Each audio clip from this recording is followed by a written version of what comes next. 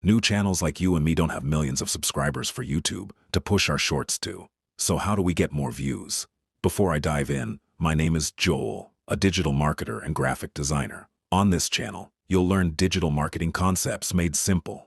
In fact, my next upload will be on that. So make sure you subscribe and turn on notifications. Now back to it.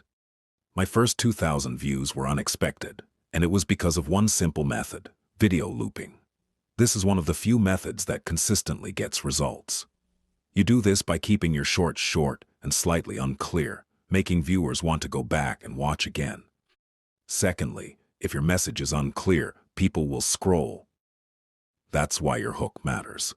Think of your hook like bait for a fish. If it's strong enough, it's hard to ignore. Thirdly, even with a good hook, will people click? That's where your title and thumbnail come in. They help you catch attention. And finally, the loop. A strong loop keeps viewers watching again and again, making it hard for them to leave. Imagine a fish swimming for food.